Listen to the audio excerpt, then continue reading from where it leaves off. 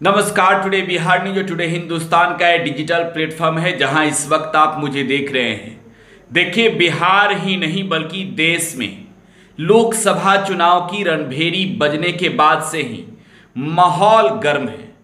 चुनाव लड़ रही तमाम पार्टियां दावा कर रही है जीत का।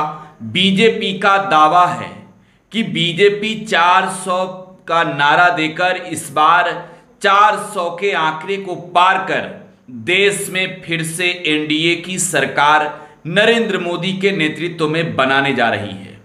लेकिन दूसरी ओर जो ऑपोजिशन है, जिसमें तमाम विपक्षी दल इंडिया अलायंस के अंदर शामिल है, इंडिया अलायंस का दावा है कि नरेंद्र मोदी की सरकार ने देश की आम जनमानस के लिए कोई काम नहीं किया है। तो ऐसे में क्या देश में नरेंद्र मोदी की सरकार अब बनने नहीं जा रही है? क्या नरेंद्र मोदी तीसरी बार प्रधानमंत्री नहीं बनेंगे?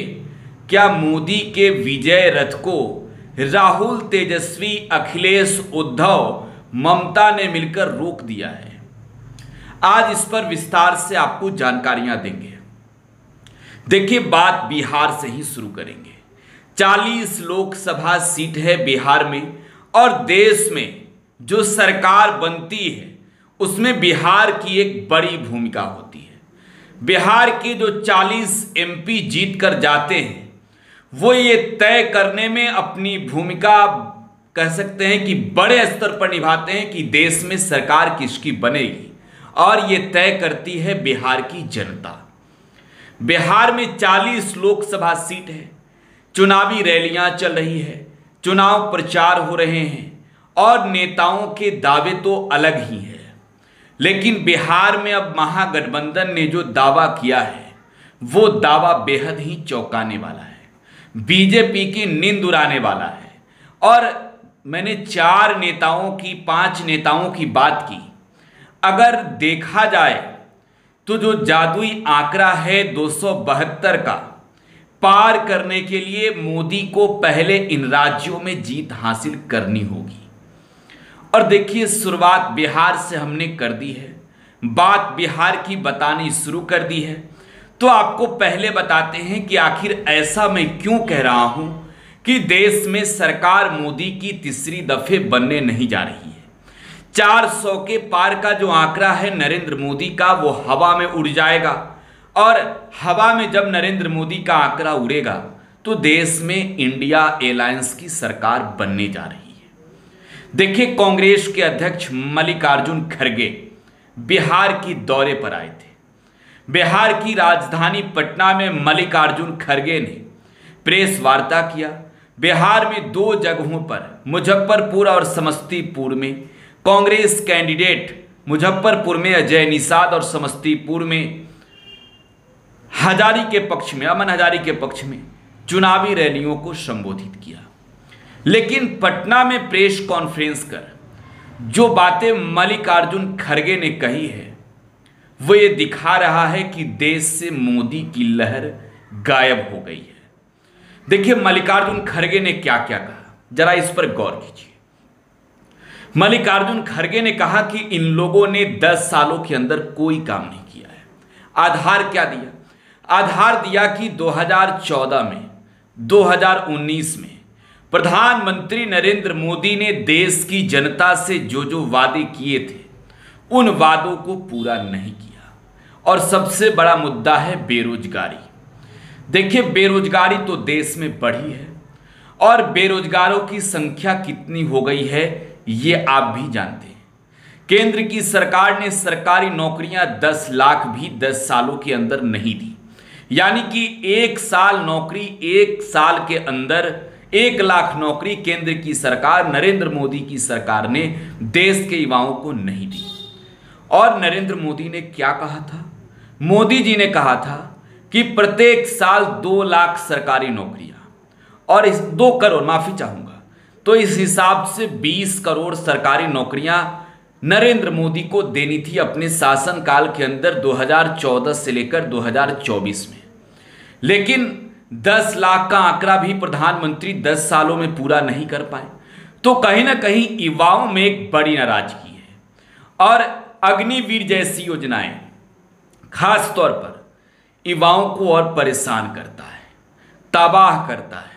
और युवा जब नाराज हैं तो यकीन मानिए नरेंद्र मोदी की कुर्सी मुश्किल में है। नरेंद्र मोदी सत्ता में वापसी नहीं करते दिख रहे हैं।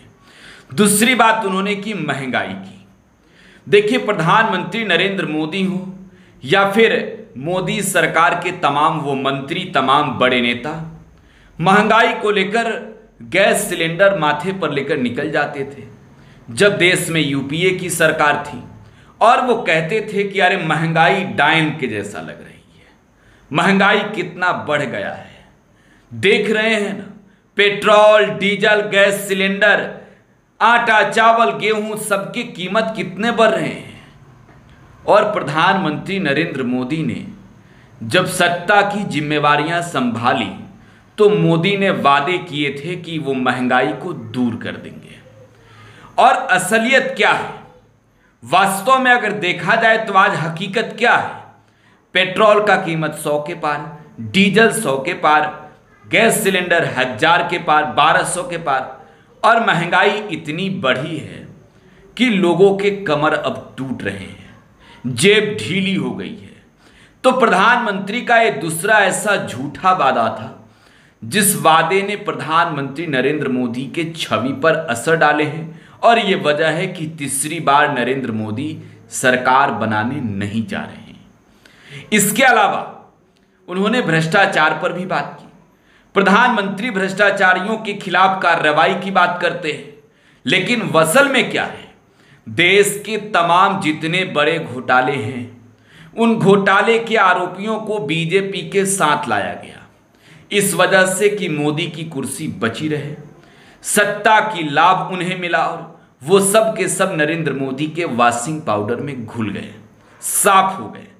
तो ये वो वजहें हैं जो प्रधानमंत्री नरेंद्र मोदी को नाराजगी का सामना करना पड़ रहा है। और कांग्रेस दावा करके कह रही है कि ये लोग 200 के आंकड़े पार नहीं कर रहे हैं। किसानों को लेकर प्रधानमंत्री ने क्या वादे किए थे? किसानों को लेकर प्रधानमंत्री का वादा था कि उनकी आय को दुगुना कर देंगे। दुगुना हुआ क्या? किसानों का आय दोगुना हुआ क्या? एमएसपी देश भर में आपने लागू किया क्या? इसके अलावा बात अगर की जाए तो आपने प्रधानमंत्री जी ने क्या कहा था? प्रधानमंत्री ने कहा था कि तमाम लोगों के खाते में 15-15 लाख रुपए जाएंगे। वो रुपए जो काला धन जमा है विदेशों में, क्या किसी के खाते में 15 लाख रुपए गए?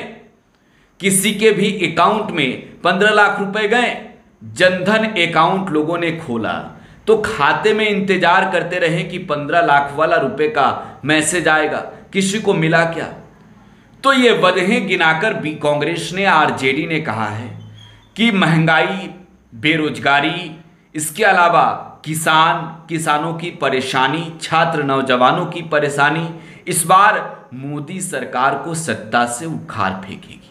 नरेंद्र मोदी सत्ता में वापसी नहीं करने जा रहे हैं, तीसरी दफे प्रधानमंत्री बनने नहीं जा रहे हैं। आपकी क्या प्रतिक्रिया, आपको क्या लगता है? कमेंट बॉक्स में जवाब छोड़े जाइएगा। फिलहाल आप टुडे बिहार न्यूज के साथ बने रहें। धन्यवाद।